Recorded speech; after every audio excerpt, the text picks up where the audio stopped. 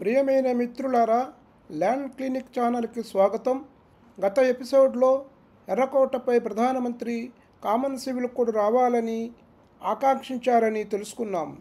ప్రస్తుతం ఉన్న సివిల్ కోడ్లో మతతత్వ ఛాయలు ఉన్నాయని, భారతీయులందరికీ ఒకే సివిల్ కోడ్ రావాలని ఆకాంక్షించారని తెలుసుకున్నాం.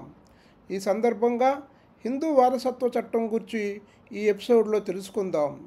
ఈ వారసత్వ చట్టం ద్వారా మనము భూములు కొనుగోలు చేస్తున్న సందర్భంలో మనకు అమ్ముతున్న వ్యక్తికి ఆ భూమి ఈ హిందూ వారసత్వ చట్టం ప్రకారము దక్కలపడినదా లేదా అన్నది నిర్ధారించుకోవలసిన అవసరం మనకు ఉంది. లేకపోయినట్లయితే తదుపరి న్యాయపరమైన సమస్యలకు, చిక్కులకు దారితీయడానికి అవకాశాలు ఉన్నాయి. కనుక కొనుగోలు చేసే సమయంలోనే మనము అమ్మే వ్యక్తి హిందూ అయినట్లయితే హిందూ వారసత్వ చట్ట ప్రకారము వారికి ఆ భూమి వచ్చినదా లేదా అన్నది నిర్ధారించుకుని కొనుగోలు చేయాల్సిన అవసరం ఉంటుంది. ఈ సందర్భంగా హిందూ వారసత్వ చట్టం ప్రకారము వారసులు ఎవరు అన్నది తెలుసుకుందాం.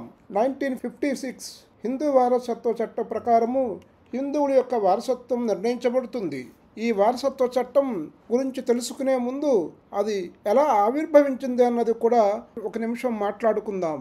స్వతంత్రం ముందు నాటికి, అంటే 1956 కంటే ముందు హిందువుల కోసము వారసత్వ చట్టాలు, వివిధ సంప్రదాయాలు, మితాక్షరి అని, దయాభాగా లాంటి హిందూ చట్టాలు మరియు బ్రిటిష్ కాలంలోని చట్టాలపై ఆధారపడి ఉండేవి. ఈ చట్టాలు ఎక్కువగా మహిళల పట్ల వివక్షత చూపేవి. మహిళలకు ఆస్తిలో హక్కులు చాలా పరిమితంగా ఉండేవి. ఉదాహరణకు మితాక్షర చట్టం ప్రకారము కుమార్తెలకు పితృ ఆస్తిలో హక్కు ఉండేది కాదు. కేవలం కుమారులకే వారసులుగా కాగలుగుతారు. అయితే స్వతంత్రం వచ్చినాక ఈ హిందూ చట్టంలో సంస్కరణలు తేవడం మొదలుపెట్టారు. 1947లో స్వతంత్రం తర్వాత భారతదేశంలో వ్యక్తిగత చట్టాలకు ఈక్వాలిటీ అండ్ జస్టిస్, సమానత్వము అనే న్యాయము ఆధారంగా సంస్కరించాలని నిర్ణయించుకున్నారు. దీనిలో భాగంగా హిందూ కోడ్ బిల్లుని ప్రతిపాదించారు. దీని పర్యవసానంగానే 1956 హిందూ వారసత్వ చట్టము ఆవిర్భవించింది. ఇది హిందువులకు, బౌద్ధులకు, జైనులకు మరియు సిక్కులకు వారి వారసత్వం కోసం ఒకే విధమైన చట్టాన్ని అందించాలనే లక్ష్యంతో దీన్ని రూపొందించబడింది. ఇది ఈ యొక్క చట్టం యొక్క బ్యాక్గ్రౌండ్. ఇప్పుడు ఈ చట్టంలో ఏముందన్నది, హిందూ వారసత్వ చట్టంలో ఏమున్నది అన్నది తెలుసుకుందాం. 1956 హిందూ వారసత్వ చట్ట ప్రకారము హిందువుల యొక్క వారసత్వం నిర్ణయించబడుతుందని తెలుసుకున్నాం. వారసత్వ చట్టాలలో బంధువులకు వివిధ స్థాయిల్లో హక్కులు కల్పిస్తారు. హిందూ వారసత్వ చట్టం ప్రకారము ఆస్తి ఎలా సంక్రమిస్తుంది, ఆస్తి సంక్రమణ ఎలా ఉంటుంది అన్నది నేడు డీటెయిల్డ్గా మాట్లాడుకుందాం.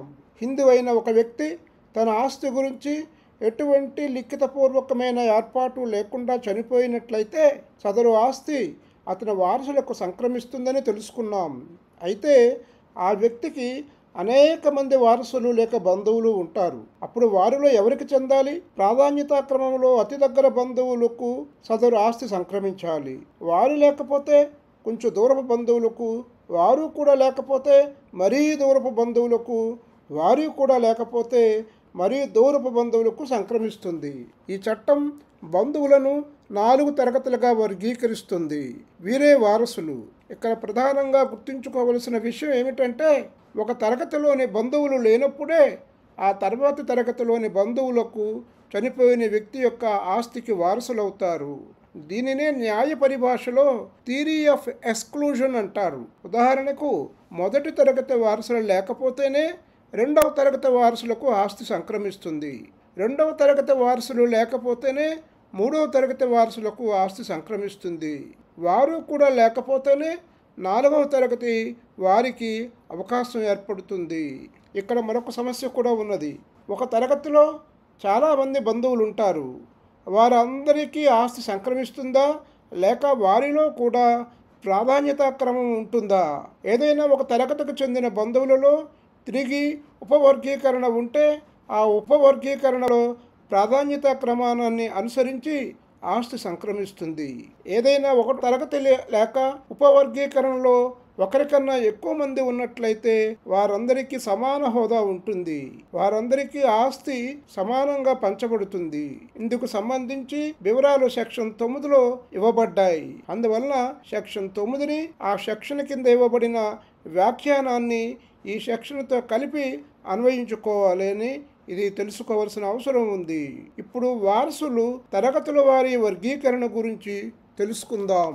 మొదటి తరగతి వారసులు. మొత్తం 11 రకాల వారసులను మొదటి తరగతి వారసులుగా పేర్కోవడం జరిగింది. వారెవరంటే కుమారులు, కుమార్తెలు, భార్య, ముందుగానే చనిపోయిన కుమారుని యొక్క కుమారులు, ముందుగానే చనిపోయిన కుమారుని యొక్క కుమార్తెలు, ముందుగానే చనిపోయిన కుమార్తె యొక్క కుమారులు, ముందుగానే చనిపోయిన కుమార్తె యొక్క కుమార్తెలు, ముందుగానే చనిపోయిన కుమారుని యొక్క భార్య విధవరాలైన కోడలు, ముందుగానే చనిపోయిన కుమారుడి యొక్క కుమారుడు, అతను చనిపోతే అతను కుమారుడు లేదా మునిమనవుడు, ముందుగానే చనిపోయిన కుమారుడి యొక్క కుమారుడు లేక చనిపోతే అతను కూతురు మునిమనవరాలు, ముందుగానే చనిపోయిన కుమారుడు కూడా చనిపోతే అతని భార్య, తల్లి. ఈ మొత్తం 12 మంది అతి దగ్గర బంధువులు అన్నమాట. చనిపోయిన వ్యక్తి ఆస్తికి వీరంతా వారసులే. ఈ మొదటి తరగతి బంధువులలో ఏ ఒక్కడు ఉన్నా చనిపోయిన యొక్క ఆస్తి మిగిలిన తరగతుల వారికి సంక్రమించదు. అదే విధముగా ఈ మొదటి తరగతి వారసులు ఒకరికన్నా ఎక్కువ మంది ఉన్నా లేక ఎంతమంది ఉంటే అంతమందికి ఆస్తి సంక్రమిస్తుంది. ఇక ద్వితీయ తరగతి వారసులు ఎవరో తెలుసుకుందాం. మొదటి తరగతి వారసులు ఎవరు లేనప్పుడు చనిపోయిన వ్యక్తి యొక్క ఆస్తి రెండవ తరగతి వారసులకు సంక్రమిస్తుంది. రెండవ తరగతి వారసులు కూడా 11 రకాలుగా వర్గీకరించడం జరిగింది. అయితే ఇక్కడ ఉపవర్గీకరణ జరిగింది. ఈ ఉపవర్గీకరణను ఇంగ్లీష్ మూల శాసనంలో ఎంట్రీ అని పేర్కొనడం జరిగింది. ప్రాధాన్యతా క్రమంలో ఒక ఎంట్రీలోని వారసులు జీవించి ఉంటే ఆ తర్వాత ఎంట్రీలో వారికి ఆస్తి సంక్రమించదు. దీనిని ప్రిఫరెన్స్ అని అంటారు. అయితే కొన్ని ఎంట్రీలలో ఒకరికన్నా ఎక్కువ మందిని ఉదాహరించడం జరిగింది. ఆ ఎంట్రీలలో వారు ఆస్తికి హక్కుదారులైనప్పుడు ఆ ఎంట్రీలోని వారందరికీ ఆస్తిని పంచవలసి ఉంటుంది. ఒక ఎంట్రీలో ఉదాహరించబడిన బంధువుల వివరాలను ముందుగా తెలుసుకుంటే విషయం సులభంగా అర్థమవుతుంది. ఎంట్రీ 1 తండ్రి, ఎంట్రీ 2 కొడుకు యొక్క కూతురి కొడుకు, అందులో ఎంట్రీ 2లోనే కొడుకు యొక్క కూతురు, అలాగే సోదరుడు సోదరి. ఇంకా ఎంట్రీ 3కు వచ్చినట్టయితే కూతురు కొడుకు యొక్క కొడుకు, కూతురు కొడుకు యొక్క కూతురు, కూతురు కొడుకు యొక్క కొడుకు, కూతురు కుమార్తె యొక్క కూతురు వస్తారు. ఎంట్రీ 4 సోదరుని కుమారుడు, సోదరి యొక్క కొడుకు, సోదరుని యొక్క కూతురు, సోదరి యొక్క కూతురు. ఎంట్రీ 5 తండ్రి యొక్క తండ్రి లేదా తాత, తండ్రి యొక్క తల్లి లేదా నాయనమ్మ. ఎంట్రీ 6 తండ్రి యొక్క విధవ భార్య, సోదరుని యొక్క విధవ భార్య. ఎంట్రీ 7 తండ్రి యొక్క సోదరుడు, పినతండ్రి, పెద్ద తండ్రి, తండ్రి యొక్క సోదరి మేనత్త. ఎంట్రీ 8 వరకు వచ్చినట్టయితే తల్లి యొక్క తండ్రి లేదా తాతయ్య, తల్లి యొక్క తల్లి లేదా అమ్మమ్మ.